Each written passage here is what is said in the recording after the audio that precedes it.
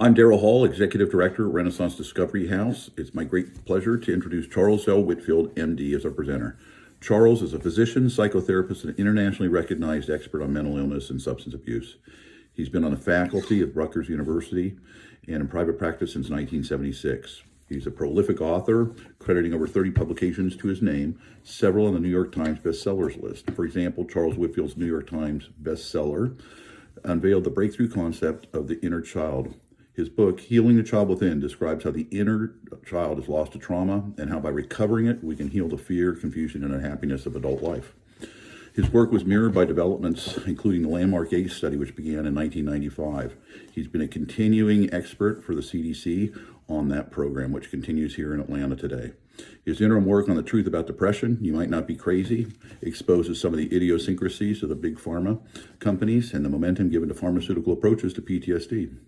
His latest work, Dragon Energy, is an expansion of almost all of his other works. It's an extraordinary book. He has tagged an archetypal realm that holds wisdom and knowledge and resources to empower you to live your life more fully and authentically. Charles Whitfield's work demonstrates that the ancient archetype of the dragon and what it symbolizes can be used as a tool to open a way to an extraordinary transformation and true freedom that comes through self-knowledge, wisdom, and love. Again, Dr. Charles L. Whitfield and Dragon Energy. So thanks everybody for coming here. This is, for you, what I've learned over 82 years about life and addictions. Because I was lucky enough to learn through a group, the American Society of Addictions, back in the early 80s. And then I'm lucky enough to meet Darrell. And over all this time, the best addictions manager or worker that I've ever met is Darrell. So whatever Darrell recommends, keep your eyes and ears open. And this book, Dragon Energy, of course, as you've started looking at it, is not about dragons. It's about you and me, reframed so that we can use our creative imagination to learn about living with and without drugs and alcohol. So I wrote this book from an older perspective that it's hard for a lot of people with addictions and creative abilities to grasp regular line by line and kind of boring academic writings. Some of those you've seen in my recovery plan book that some of you have, and then my other books. But this pulls us in through our creative imagination. Next one.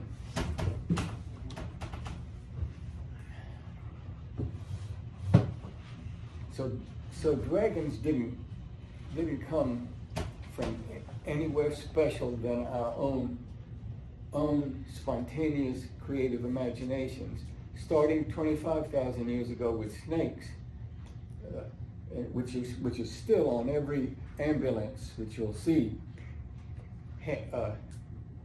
with that single snake, sometimes double snake, and then 5,000 years ago when transitioned in our societies worldwide into this most talked about, written about, painted, drawn, movied, written about creature of all time. Yeah, come in, Darrell. And this just happened spontaneously. Nobody started a dragon movement.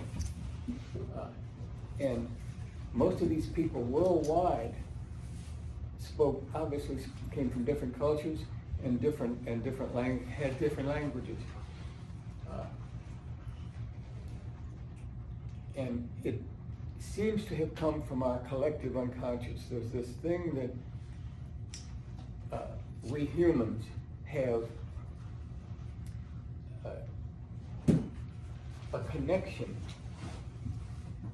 that is universal, that Carl Jung picked up on and called the collective unconscious. So if you can see all these interconnections that I'll get to in a few minutes, how these myths and stories, etc., all came about. Next one.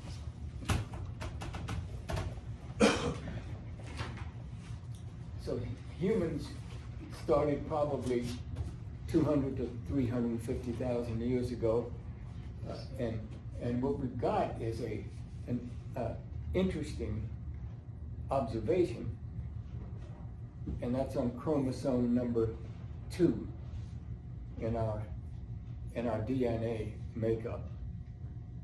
And that's where our heart and compassion comes in. So that was built in, that most academics and teachers don't know about and don't talk about. The heart has 40,000 narrates, which are like nerve cells that can be connected to the brain. And the way we do that is through meditation and prayer and contemplation. And when you see some people in the Hindu faith, they have this thing called namaste. The God in me salutes the God in you.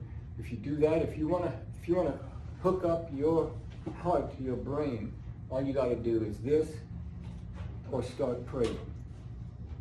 And that'll make the hookup. And artistic creativity is one of the hallmarks of us humans. Next.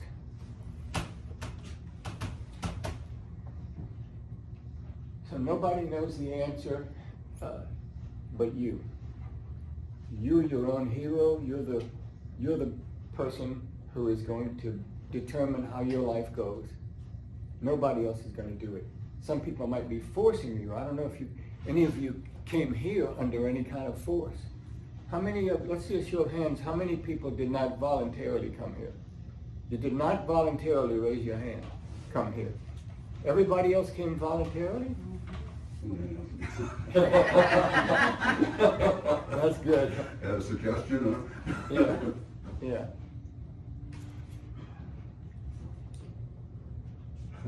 So next one. So here's what on page 7 in the book that I've used that you can see here. It's fine because this is my painting of this, a color painting of this in Darrell's office on the wall. And the 3 veils that we go through is the first veil is we drop our ego and get real. Second veil is name everything correctly. And the third veil is experientially connect to the God of our understanding.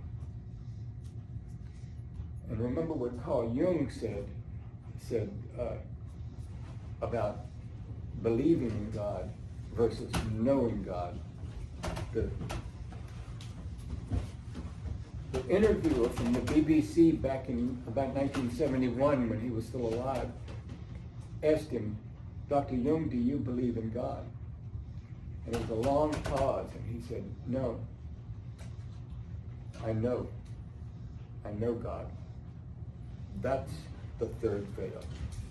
If you can feel God in your own heart and mind and spirit and soul, that's the third veil. Next one.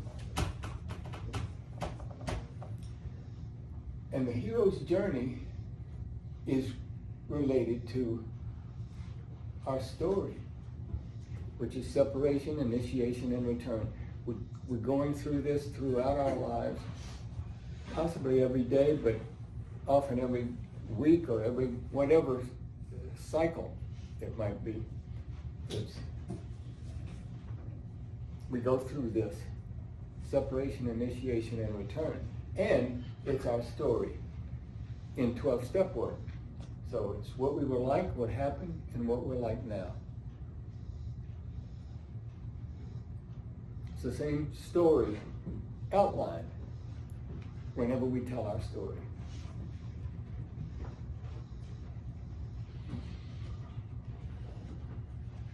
Next one.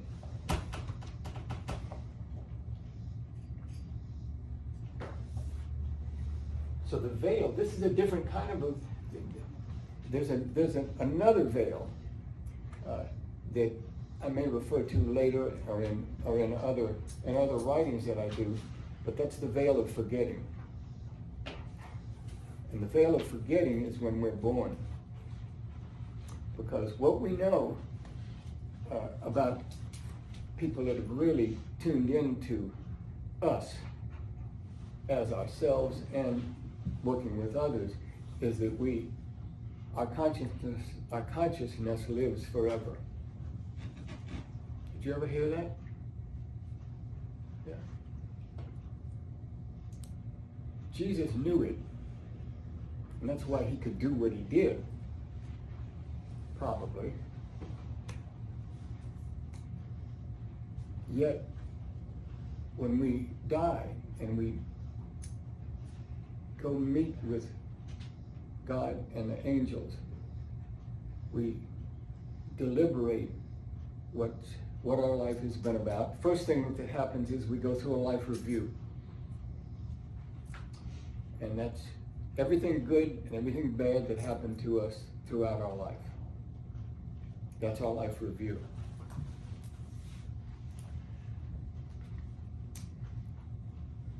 And then with the angels and God, we make a plan to come back. So the story goes, which makes sense to me. We make this plan to come back. And all these things we've learned about get veiled. And here we come back as a newborn. And we start all over again. And we've been doing that forever. And that's throughout the universe. The universe is a living thing, engineered by, organized by, and executed by God, or the Creator, or whatever your name for God might be. There's only one of those. And we are each a part of God. We just don't know it. And the way we learn is to activate it, is to take charge and make our life go the way we want it to. So these are dimensions, and that's why I was talking about this interconnectedness too, is these are dimensions, 0D, God's light shining on us, and then first dimension, 2nd through 5. But the way one of the spiritual teachers that I've learned from, that I'll address in a few minutes, described it was not just dimensions in our life, but densities. And a density, and they follow the same numbers here. So density means how much light God is shining onto us that we've opened to. That's what density means. It's an expansion, in a way, of the dimensions here. But what's good about it, as we evolve, we get more energy and more choices, more paths. So right now, what it seems like most of us are in 3D here on this planet. This go around, and it's the 3D can also be described as we're in the 3rd grade. And one of the teachers that I'll be describing here is in the 6th grade. And so he's teaching us about it. Next one. So dragon energy is living real. See, one of the problems in going through these veils in dragon energy, we drop our ego and get real. That's the first veil. The second veil is name everything correctly. No more PC. But the problem is we've been locked into this for quite a while to political correctness. And is that working for any of you? Does it feel weird or feel when somebody tells you you're not thinking or talking right or writing right or whatever? So here's one of the best quotes I've found about this whole thing about our story and how what we're doing really here is, as we're born on this planet, we've been searching. And what we're searching for is each of us. I'm searching for myself and eventually God. I didn't know that until I was probably almost 40 when I had my awakening, my spiritual awakening. I was an atheist. And I had just lost a job, a big job that I had for probably 15 years. And I tell my story of it in the Dragon Energy book about my spiritual awakening. I had lost my job and I had tried everything to try to save it, and I was not spiritual. I was not into praying. I was always looking for answers and interested in altered states of consciousness, but didn't know the power of prayer. So I was alone. I was single at the time. I was lying in my bed, 10:30 at night, and I said, if there is a God, please help me. I was at a bottom. And I didn't know what it was. I felt these warm chills going up my spine from base up to my head. Like 3 or 4 of those chills, warm chills. I didn't know what they were. And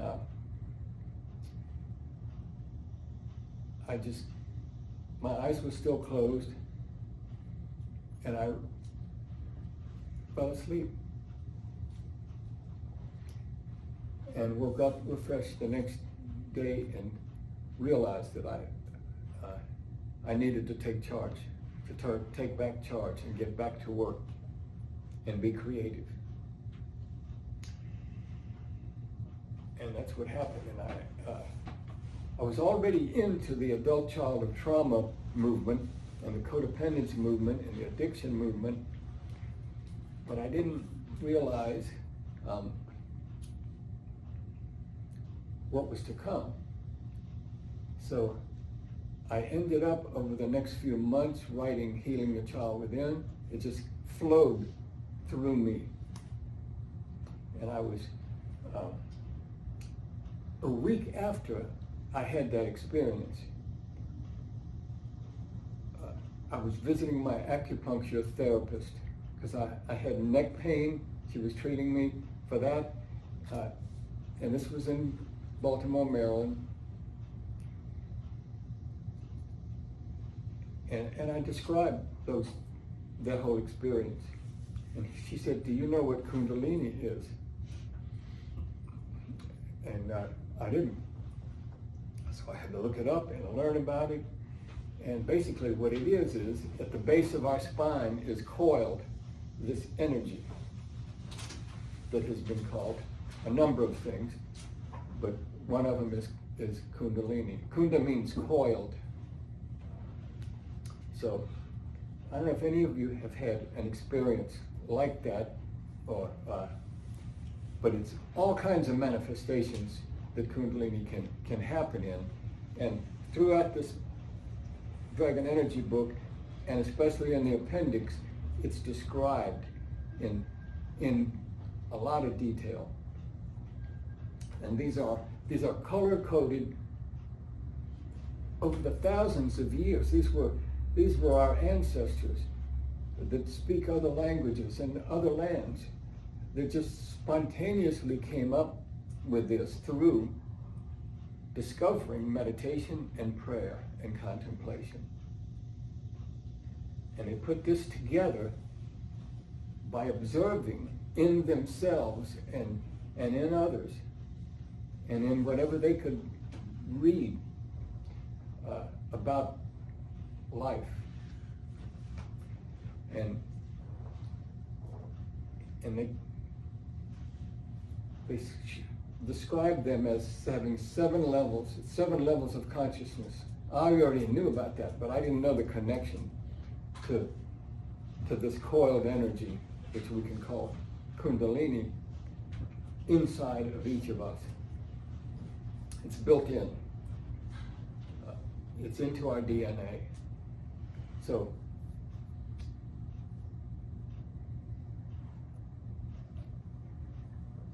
what Cousineau, this commentator, Phil Cousineau, in the introduction to his revised version of The Hero's Journey that Joseph Campbell had written,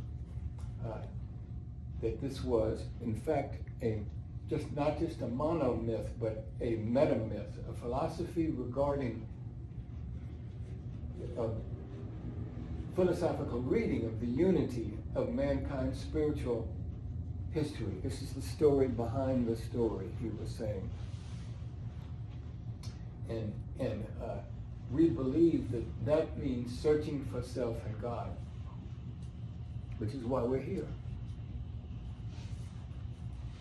We want to know who am I, what am I doing here, and where am I going?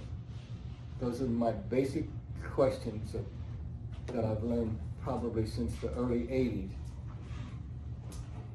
And the journey of the hero is about having the courage to seek the depths and the image of creative rebirth. So what we do is we go through these down times and then rebirth. It's sort of like death and rebirth, and it's the eternal cycle of change within us.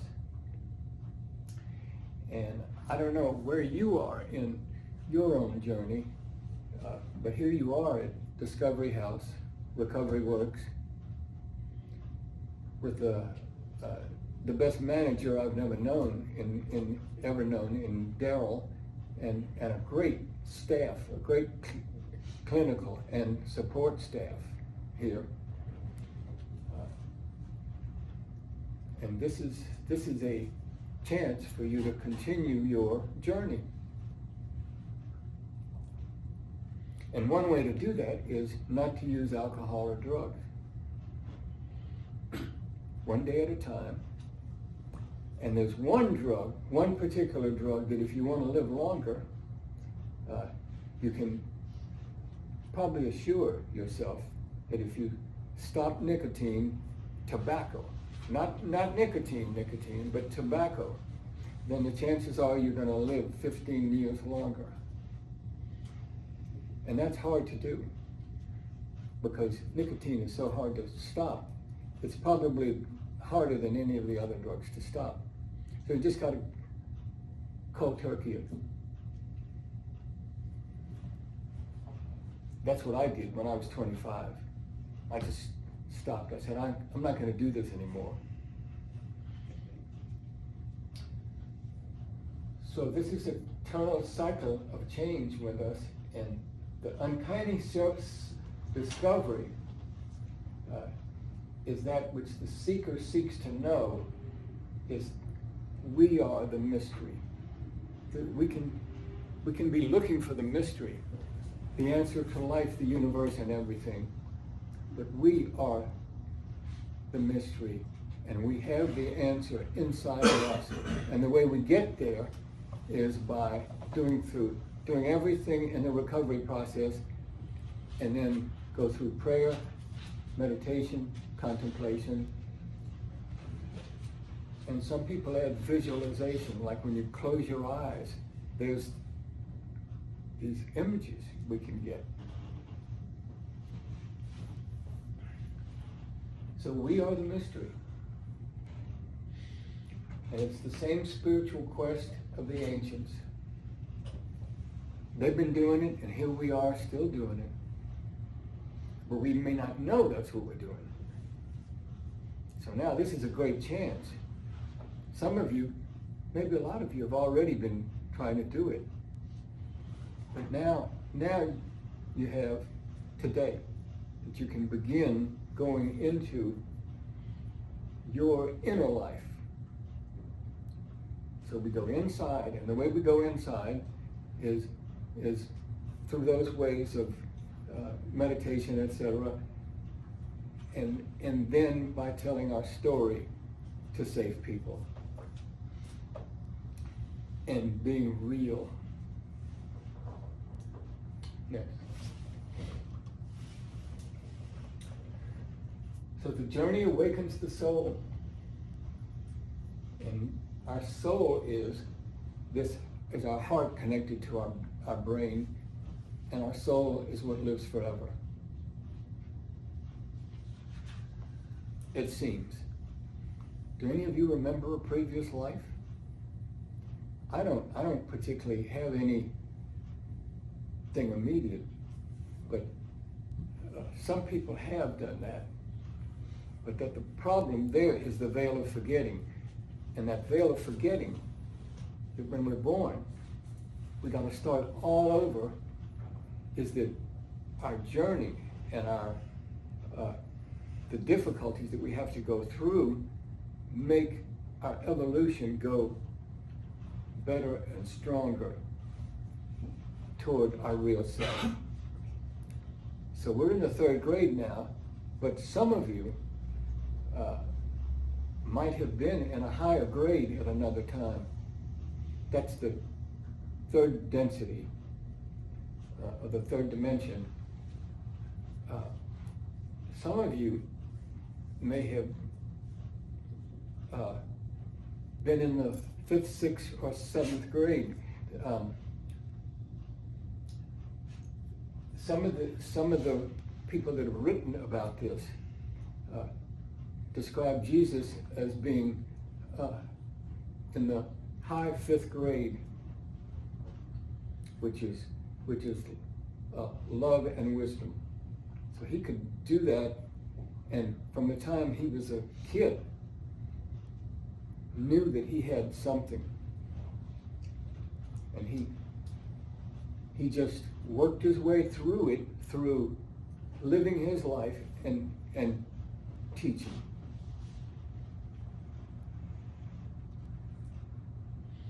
Next one. Now, where do we get some of this information? Well, these people that are, these are humans now that have lived just like we are, time after time, life after life, but somehow they can connect with some of us and give us their information and their wisdom. And that's called channeling. And I'll go through some examples here. One of them is, and it's credible. I didn't know much about the power of this kind of information until I first read A Course in Miracles, which were in the 1976 is when I picked up copy of the course, and read it probably a good 4 or 5 times all the way through. But these other ones, the Urantia book, Urantia is the earth, is the name given by these teachers for us, the earth. And I'll say more about that too. And then the 12 steps, which I think may well have been channeled from God. And then the raw contact. And Ra is a name for many who have lived on earth. There are 500 beings that have lived on earth over the last 75,000 years.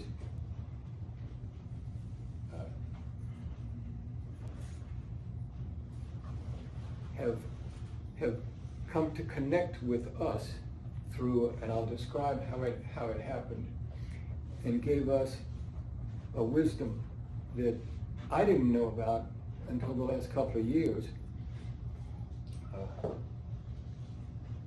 And all have service and love to others and self as a base. So the two choices is service and love to others, or greed and focus on self. You might be able to figure out who some of those are, who some of those people are. Luckily, they're less than 5% of us that are just focusing on ourself alone. Next one. So this is just a little bit about how big the universe is and how we're studying it, and what I'm learning is that the universe is alive. Every part of it is alive. The sun, all the planets are alive. Everything is alive, and we are too. We're just more evolved right now, and we've got the power to take charge and make our life go better. But these astronomers are studying, and this is across the ocean studying this. Most of those people in the writings and the talks that they give don't talk about how alive it is, but they are so drawn to it, these astronomers, it's their life passion, is to study the stars and the universe. Next one. So this is just a picture of the Milky Way that we understand it. We can't see it. It's our understanding of what it is, but we can see it at night if the city lights are not covering them up or clouding them up as a disk of stars going across. Next. That's at least 200 million light years wide to go across it. And there's dimension, which I've already started to address, and then density is the inner light that's coming from God into us. And working the steps helps us lead to awareness and peace. Neville Goddard is one of the great spiritual thinkers that you can find on YouTube. And if you go on YouTube and look at least 2 names, and any of you are taking notes, I'll just tell you 2 names to look at on YouTube. And one of them is Neville Goddard. He was a deep spiritual thinker. And he says, we must awake from the dream where we're simply an automaton, which is a lot of us still today. This is the sheeple idea. And if we wake up, we can renew ourselves. And this is the waking up that we do through the steps too. So I never got his one name to look for on YouTube for for stories about him. He's dead, but he is people talking about him a lot there. And the other name is Brian Scott. Brian Scott has YouTubes. If you ever want to have something to help you go to sleep, turn on your earphones and pull up on YouTube almost anything by Brian Scott. He's got this velvet voice telling us what he's found when he was in his 20s. He was a science fiction fan, he was a spiritual seeker, and now he's probably 50 or so, and this is just all of the goodies he's found about ourselves and our spirits. And there's one more that I want to tell you about, to write down for you to looking at. And that's Dylan Lewis, L-U-I-S, Monroe. And his maps are just marvelous. And they're spiritual. They bring in spirituality, but they go back 30,000 years to the time of the Egyptians and the pharaohs and all that stuff. Next one. So here's one of the stories about how the Urantia book came about. And if you want to look into that whole story, if you go to Brian Scott on YouTube and just type in Urantia. Urantia is the name for Earth. The people that the beings that channeled this information gave our planet. And this was a funny couple from Chicago in the Wayback Machine that in the 20s discovered this channeled information that was eventually typed out and distributed as the Urantia papers. It's like something like 80-something papers. And that's the sections of the Urantia book. The Urantia book is 2,000 pages long. It's so thick. It's one of these books that,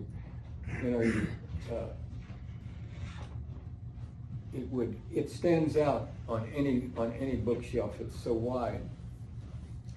And it's the story of the universe and Earth. And the last quarter of the book is about Jesus and about his life, including after the resurrection. It's got all the days until his image just disappeared, because people could see him, according to the Urantia book. They could see Jesus. That's why they talk about being risen, because he looked, there was an image there that people could see, that the apostles and Mary and others, Mary Magdalene and probably Mary the mother, could see this image walking around. And then the image gradually faded. And these people, both physicians from Chicago, just stumbled on this information, which Brian Scott describes when you tune in to him on YouTube. You might hear him describe how the Urantia book came.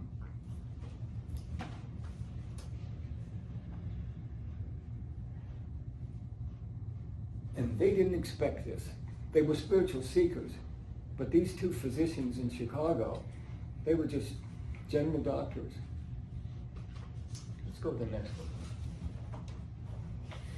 And then here are the founders of A Course in Miracles.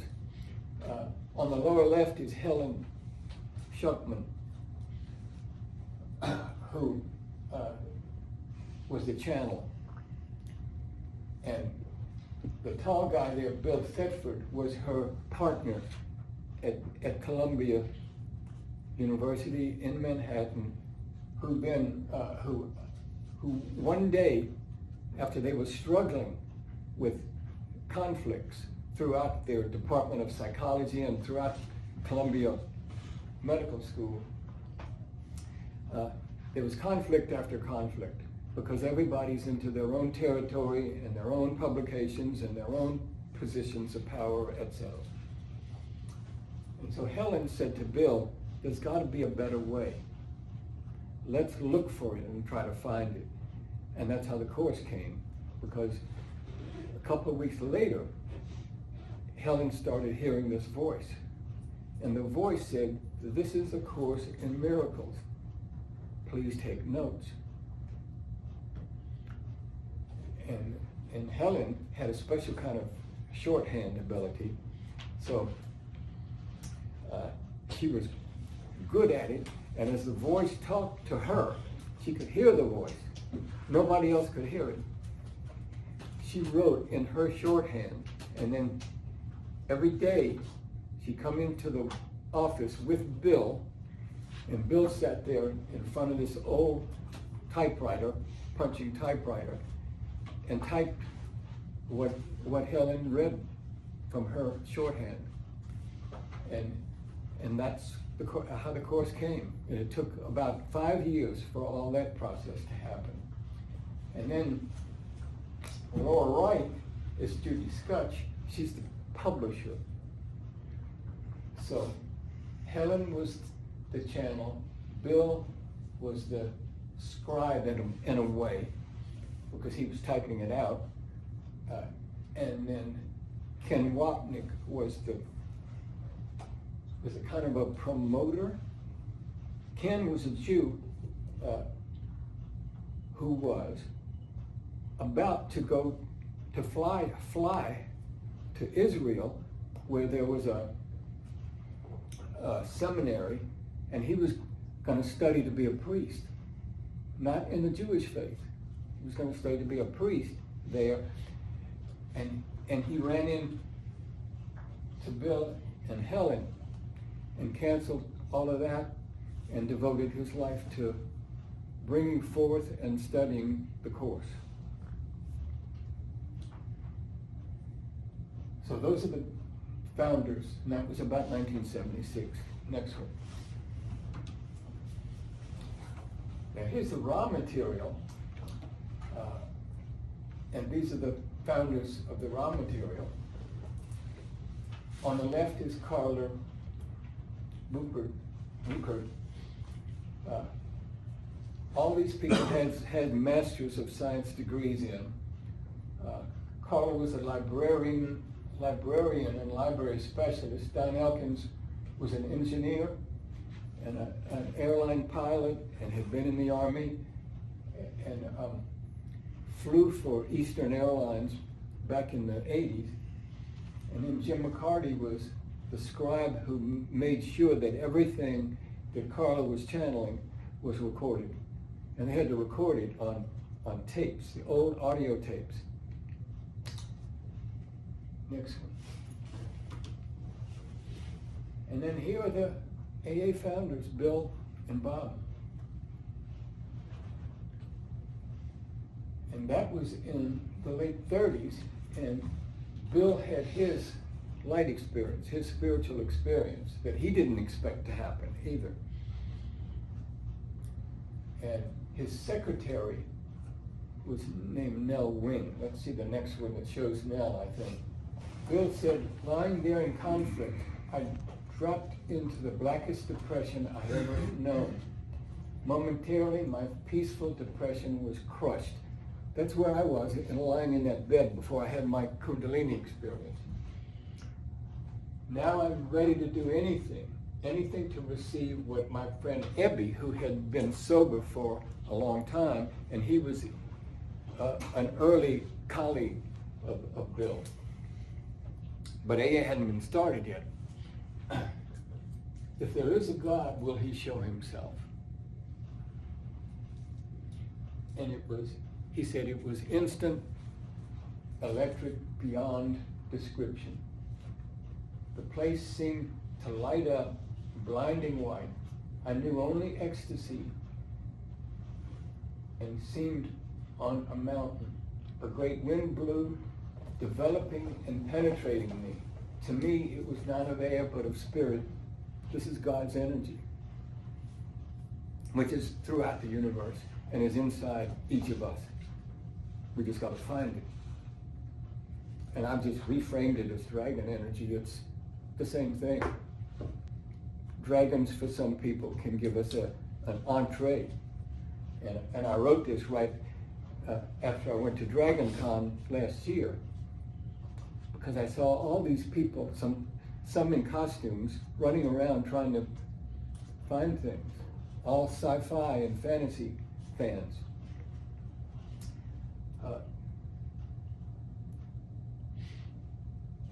Blazing, there came the tremendous thought. Next.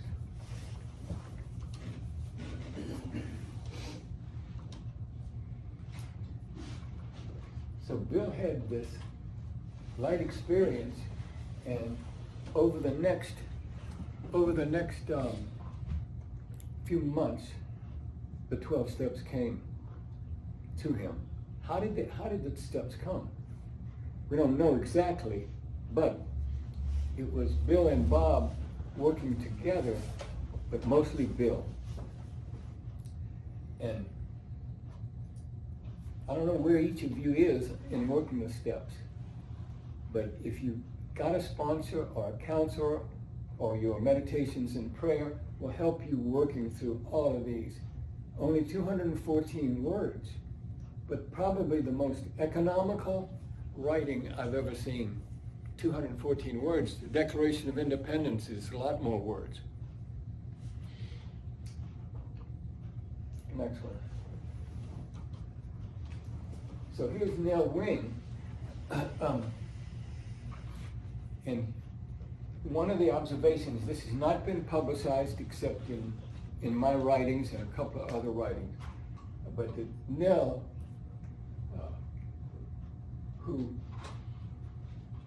was a member of the New York General Services Administration of AA. She was right in the early AA.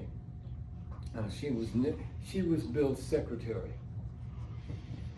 And she observed that some of the things that Bill wrote and handed her to type were of a different writing than his ordinary writing. And that was automatic writing. It's been studied and it's been criticized and spoofed and criticized in all kinds of ways, especially because scientific people don't understand this kind of thing. But it's the observed psychic ability where somebody writes it and it just flows. That's how I wrote a lot of Healing the Child Within. It just flowed. It came to me, and I didn't expect it. So she worked with Lois, Bill's wife, at Stepping Stones until Lois passed in '88. She was really connected to the Wilsons for 42 years. Next one. So these are what things can cause spiritual awakenings. So one of them is a near-death experience, which my wife Barbara has had 2 of. So her story is in this book too, several places. Near-death experience. Probably up to 5% of the population have had one.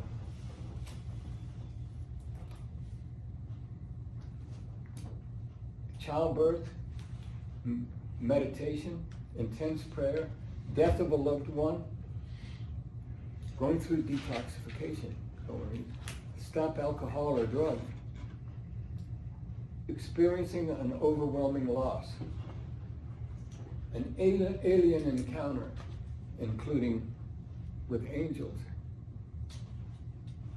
Spontaneously, some of us just have a spontaneous spiritual awakening. Mine happened to be with the Kundalini experience, but then it built and grew. Reading spiritual literature or hearing a spiritual talk, a big dream, a Kundalini experience, and then doing breath and body work. Next one. So this is the back cover of the Ra Contact. And Ra was 500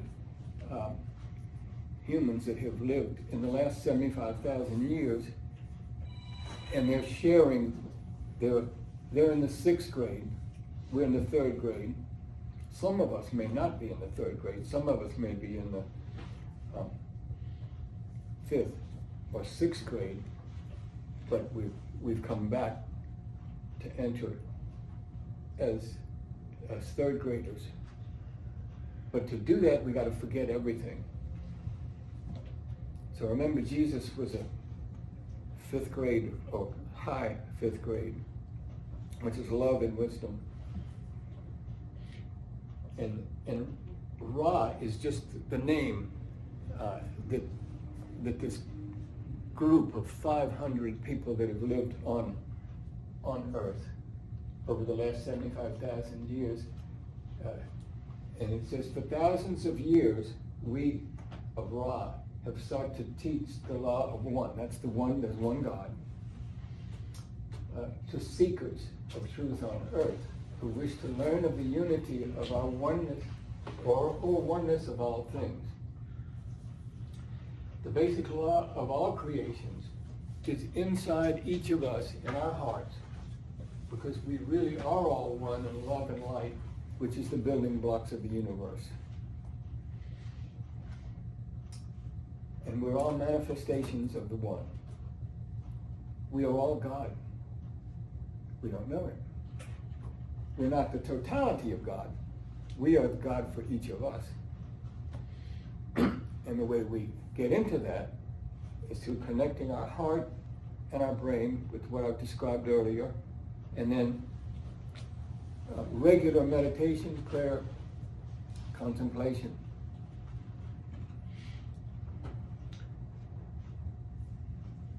We're not learning this law for the first time. We're remembering it yet again, as all the mystics have taught through the centuries.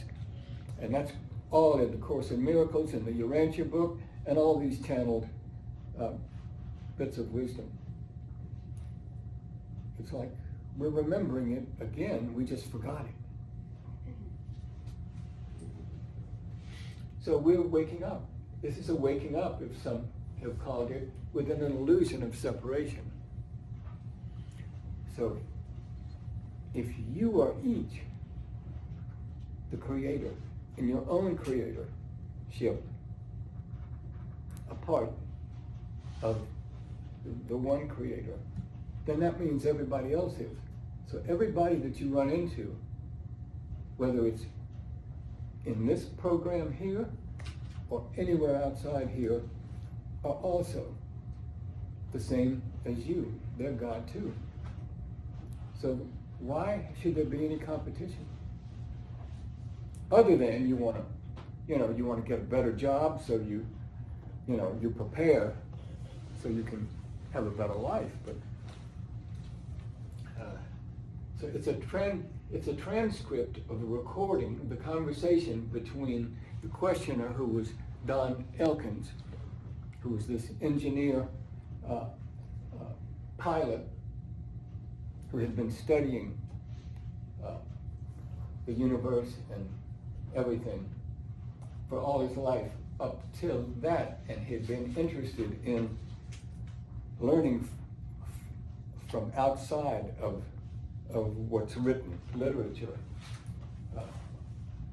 And what it really is it's a metaphysical blueprint beyond the physical blueprint of spiritual evolution. Next. And here's the kind of the crux of the raw contact.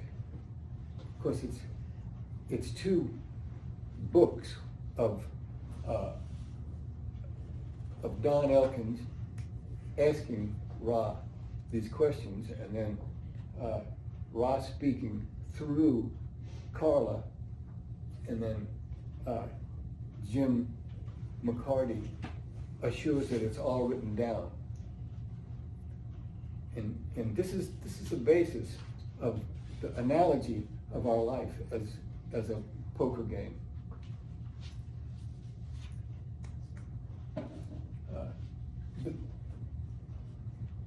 This is the longest poker game you can imagine. And the cards are things like love, dislike, limitation, unhappiness, pleasure. Fill in all the blanks of what's happened in your life. And they're dealt and redealt over and over. And you may, during this incarnation, begin, and he underlines and italicizes begin, to know your own cards. And that's what we can do here, working the 12 steps and getting free of the alcohol and drugs and stuff. We're now going to get to know our cards more clearly, our own cards. And we may begin to find the love within each of us. You may begin to balance your pleasure, your limitations, and so on. But your only indication of the other's cards is to look into their eyes.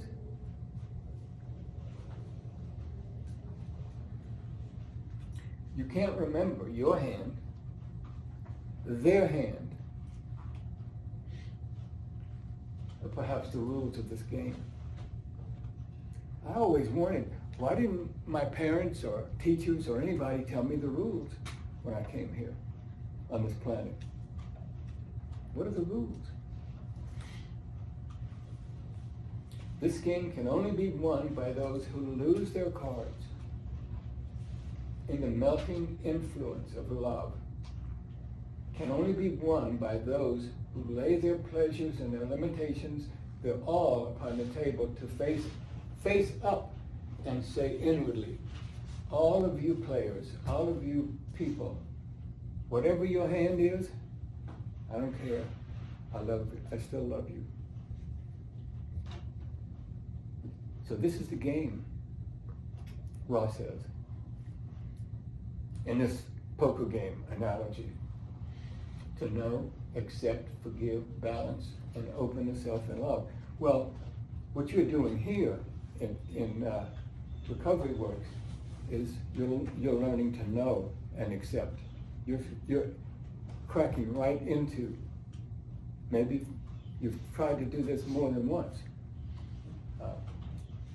to know and to accept. And then eventually forgive. This is all by working the steps, all through meditation, prayer, contemplation, facilitated by this whole process is. And then finally balance and open the self in love.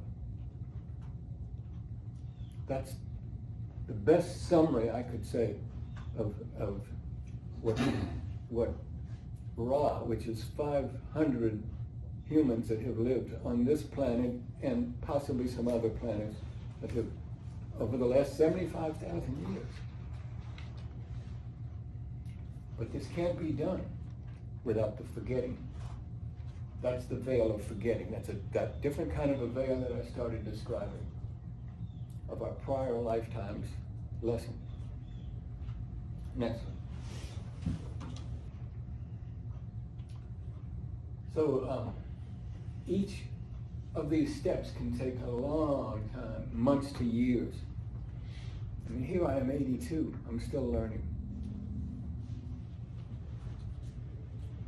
the healing aids, psychotherapy, group therapy, 12-step meetings and work, meditation, prayer, contemplation, journaling, bibliotherapy just means reading about what might be helpful. Next one. So I've highlighted these: to know and accept and to forgive. Now, I've seen many of you in an evaluation, and we've talked about your adverse childhood experiences and your big stresses in your life, where you were either traumatized big time, or you saw somebody traumatized big, or your parents were not what you wanted, or your peers were not, etc.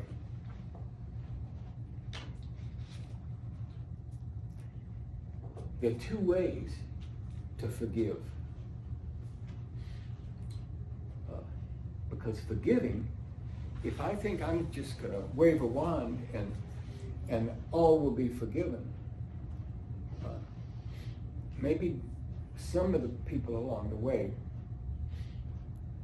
discovered this, like Bill could have, and Bob and others like them.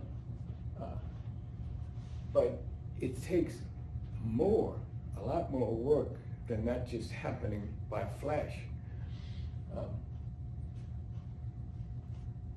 That forgiveness process is we've got to go through those veils of dragon energy, and we've got to name things correctly. We've got to drop our ego, which, by the way, the Course in Miracles is the most potent, accurate description I've ever seen of the ego.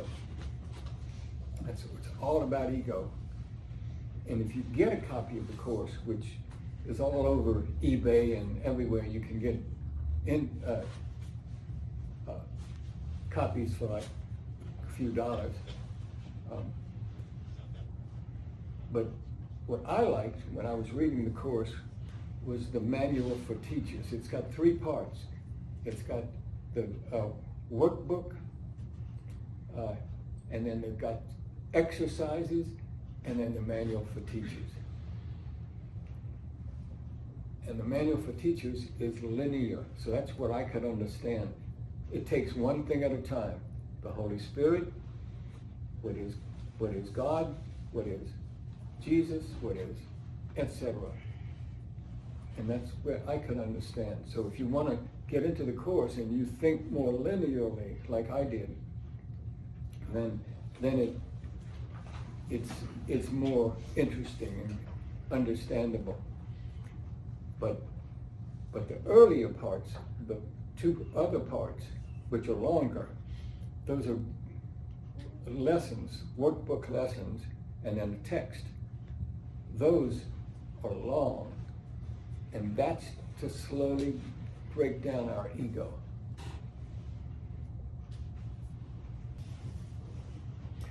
So here are these messages, just examples, and it's still coming. It's still coming. Is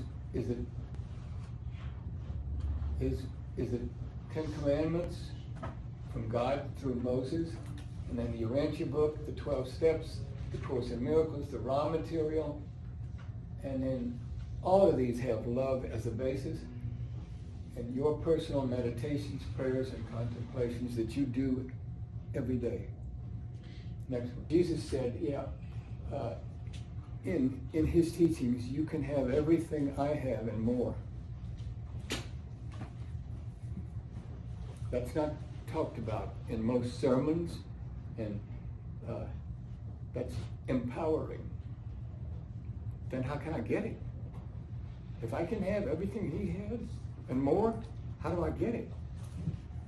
That's what he was teaching us about. Ways to do that.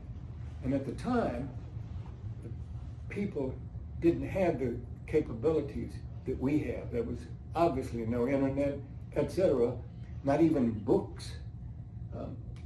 So he had to teach in stories. So he taught in parables. And that's how we got the Gospels, etc.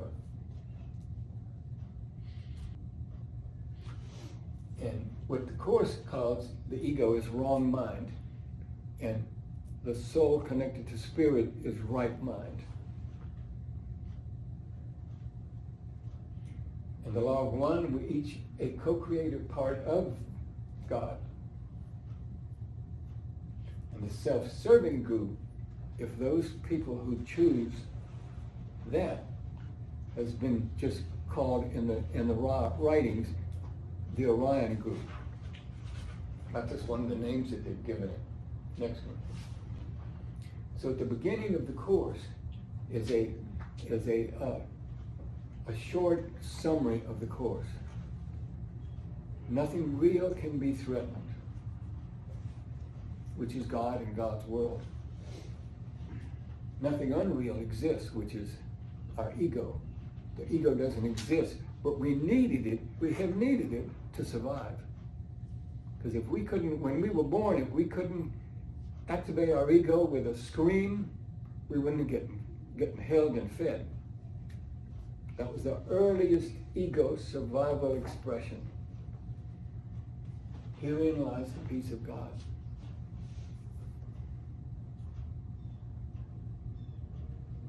So what's real is God in God's world, in contrast to the ego, which is unreal.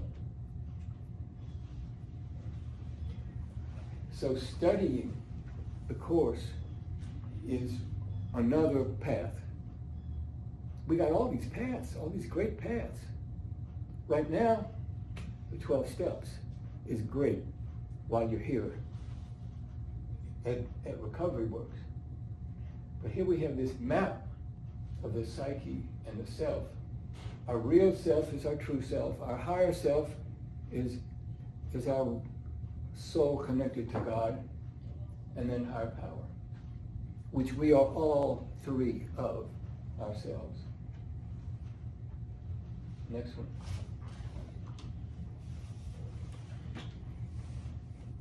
Let's go to the next one. So the Course has a lot of components in the way it describes it, but basically what we have is the upper right, our ego, and then above it, as our real self, our mind, our consciousness, and then our spirit when we connect to it. And then the ego is wrong mind, runs on fear, guilt, and shame, and right mind, which is our mind, our consciousness, where everything happens. Everything happens in our mind. It doesn't have to happen if we can just let go of our ego, but just use our ego just to survive. Next one.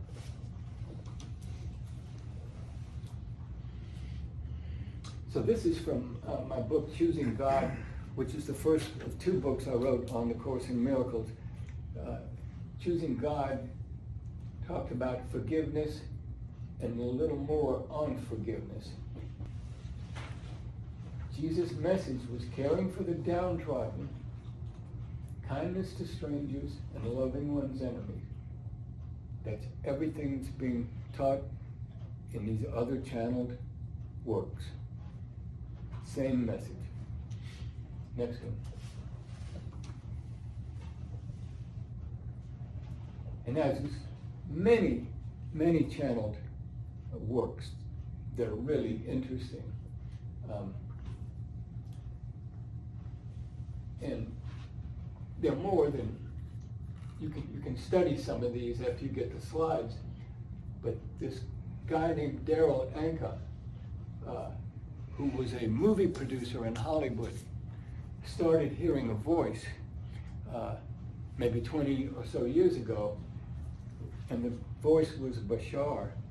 And you can